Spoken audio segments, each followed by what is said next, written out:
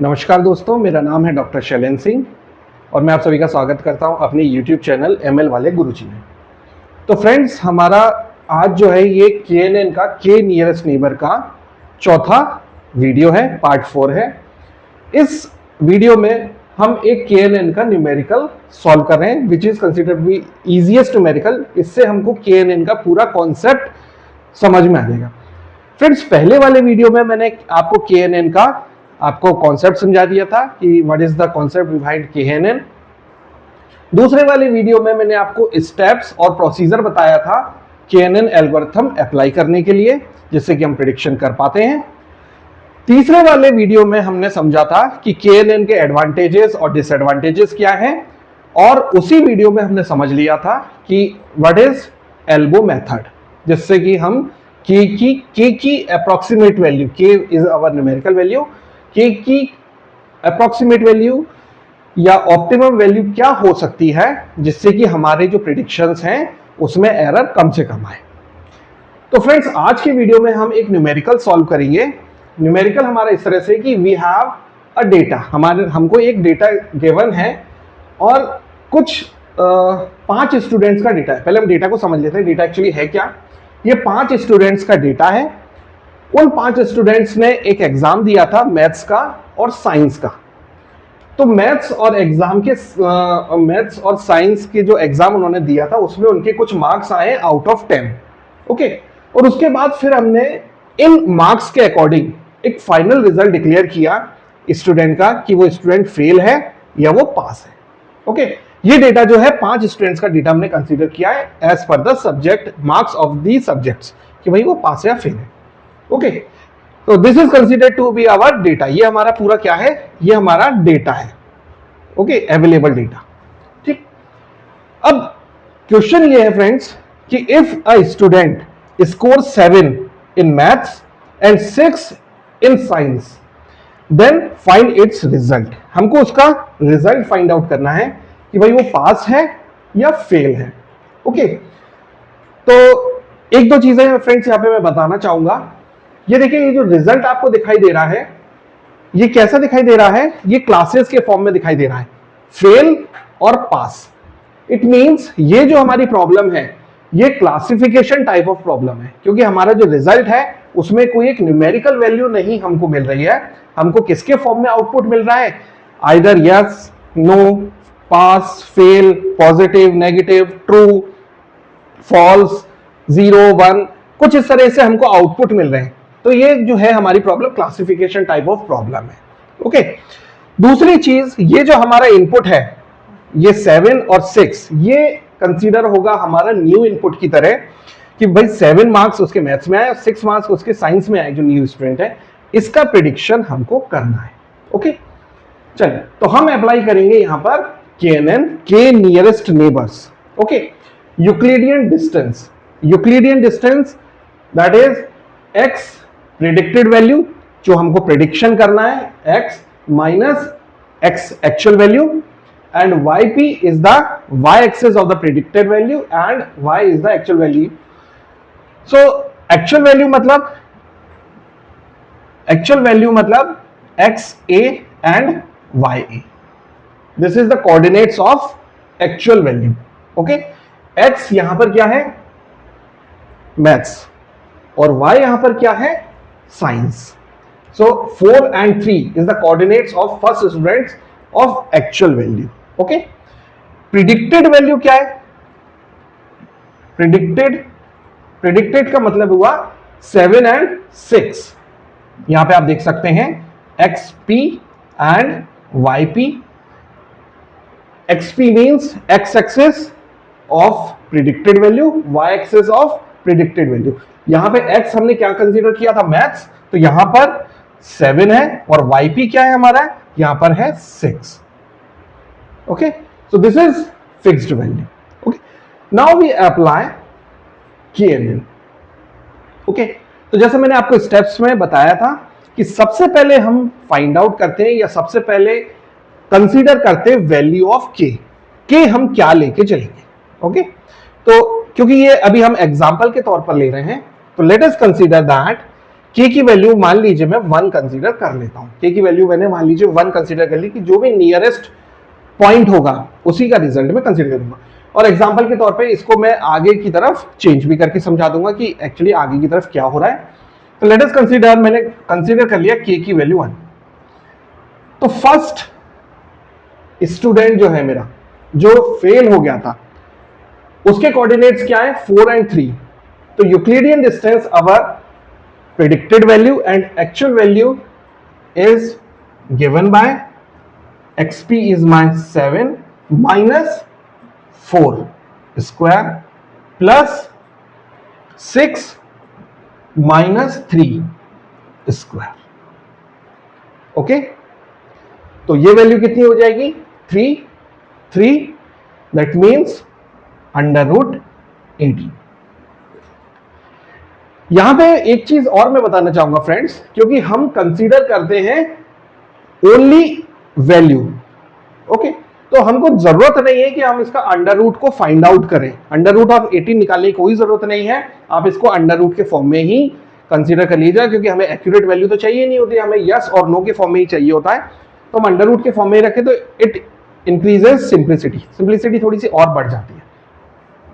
For second student, अगर मैं second student की बात करूं तो 6 और 7 under root 7 minus 6 square plus 6 minus 7 square. यहां पे क्या वैल्यू हो जाएगी friends 1 square plus 1 minus 1 square that means also 1। तो ये हो जाएगा √2। थर्ड वैल्यू, थर्ड स्टूडेंट जो है हमारा, एक्चुअल वैल्यू 6 एंड 6, तो 7 minus 6 square plus 6 minus 6 square, what we get 0 and 1, so √1। ये वैल्यू भी 1 ही है, बट हमने फॉर सिमेट्रिकल पर्पस हमने इसको √1 क्यों शो कर रखा है, एक्चुअल वैल्यू उसकी 1 ही है। फोर्थ पॉइंट क्या हो जाएगा फ्रेंड्स, फोर्थ वैल्यू हो जाएगी हमारी 5 एंड 4। तो 7 minus 5 square plus 6 minus 4 square, 2 का square that means 4 plus square of 2 4, तो 4 plus 4 we have √8। And fifth value जो आ जाएगी हमारी फ्रेंड्स वो क्या हो जाएगी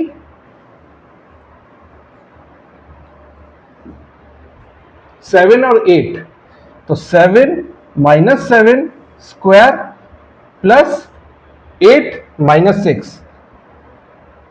स्क्वायर। सो वैल्यू क्या हो जाएगी फ्रेंड्स 7 माइनस 7 0, 8 माइनस 6 का स्क्वायर दैट मीन्स √4। तो मैंने इसको 2 नहीं लिखा है, मैंने इसको रूट के फॉर्म में ही लिखा है, क्योंकि मैंने सारे स्क्वायर रूट के फॉर्म में ही लिखे। Now these are our distances of actual results from the predicted value. अब हम इन सबको क्या करेंगे, सॉर्ट आउट करेंगे, इनको एक सॉर्टेड फॉर्म में लिखेंगे। जो मिनिमम होगा उसको सबसे ऊपर और उसके बाद जो नीचे की तरफ आते जाएंगे in the ascending order. Okay, हमारा जो प्रिडिक्टेड वैल्यू थी, जो उसको हमको प्रिडिक्ट करना था, वो थी 7 और 6। अगर किसी स्टूडेंट के 7 मैथ्स में आते हैं और 6 जो है वो साइंस में आते हैं, तो क्या वो पास होगा या फेल होगा। ओके, तो इसमें आप देखेंगे कि जो सबसे छोटी वैल्यू होगी फ्रेंड्स वो कितनी आ रही है 1। ओके, अगर आप सभी को कंपेयर करेंगे तो सबसे छोटी वैल्यू जो आ रही है वो 1 आ रही है, और वो किसकी वैल्यू है, थर्ड वाले स्टूडेंट। इसका मतलब ये जो स्टूडेंट है, ये जो नया स्टूडेंट है जिसके 7 मार्क्स आ रहे हैं मैथ्स में और 6 मार्क्स आ रहे हैं साइंस में, वो सबसे पास उसके जो स्टूडेंट है वो है ये थर्ड वाला स्टूडेंट। थर्ड वाला स्टूडेंट जो है वो सबसे पास स्टूडेंट है, जिसके मैथ्स में आए 6 और साइंस में आए 6, और उसका जो रिजल्ट था वो क्या था फ्रेंड्स, पास। इसका मतलब अगर ये हुआ कि अगर मैं k की वैल्यू 1 लेके चलता हूं, तो ये जो स्टूडेंट है, इफ k इक्वल्स टू 1, तो ये स्टूडेंट जो हो जाएगा वो क्या हो जाएगा, पास हो जाएगा, क्योंकि ये भी स्टूडेंट पास था। ओके, तो ये हमारा रिजल्ट आ गया अगर मैंने k इक्वल्स टू 1 रखा। तो दोस्तों k की वैल्यू का इंपैक्ट समझने के लिए हम क्या करते हैं, k की वैल्यू थोड़ी सी बढ़ाते हैं। लेट अस कंसीडर दैट मैंने कंसीडर किया k इक्वल्स टू 2। अब की बात मैं 2 मान के चलता हूं। तो देखिए 2 में क्या होगा, मुझे 2 मिनिमम वैल्यूज चाहिए। पहली वैल्यू तो आई गई थी 3 जिसकी वैल्यू थी 1, इसके बाद जो वैल्यू होगी वो कौन सी वाली है, 2। सेकंड वाला जो स्टूडेंट है, ये वाला जो स्टूडेंट है, ये इसके करीब है। दैट मीन्स जिसके 6 मार्क्स आए थे मैथ्स में और 7 मार्क्स आए थे उसके साइंस में, और उसका रिजल्ट भी क्या है फ्रेंड्स, पास।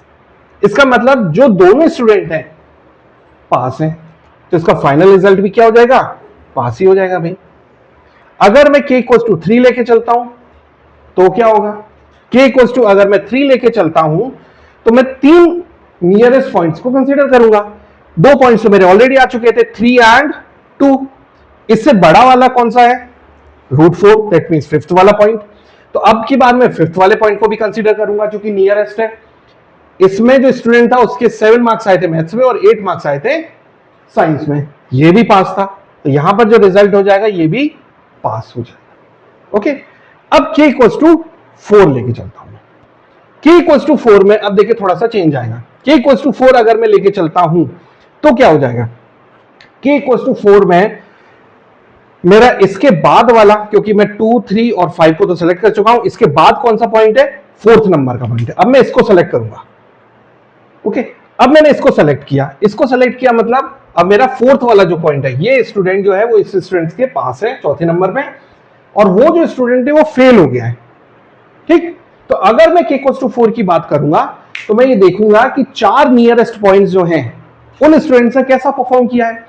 तो उसमें मैंने देखा कि 3 स्टूडेंट्स पास हुए हैं, 1 फेल हुआ है, बट मेजॉरिटी किसकी है, पास की, क्योंकि 3 पास हुए हैं, 1 ही फेल हुआ है, तो इसका भी रिजल्ट जो होगा वो पास ही होगा।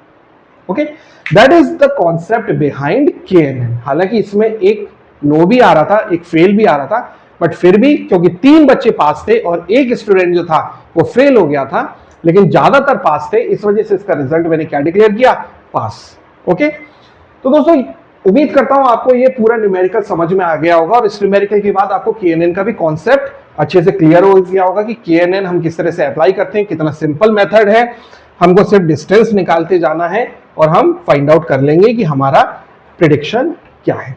तो दोस्तों वीडियो हम यहीं पर ही एंड करते हैं। उम्मीद करता हूं आपको ये समझ में आ गया होगा KNN। तो KNN का ये हमारा लास्ट वीडियो था।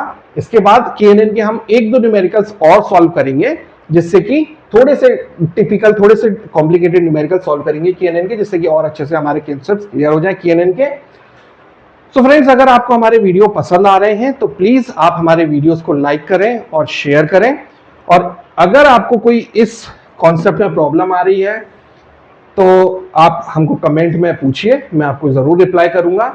और अगर आप चाहते हैं कि किसी और टॉपिक, मशीन लर्निंग का कोई और टॉपिक है जो आप समझना चाह रहे हैं, तो आप मुझे कमेंट में लिख के भेजिए कि भाई हम इस टॉपिक को समझना चाहते हैं, तो मैं उस टॉपिक का एक वीडियो बना के अपने इस ML वाले गुरुजी यूट्यूब चैनल पे जरूर अपलोड करूंगा। तब तक के लिए thank you so much, thanks for your time.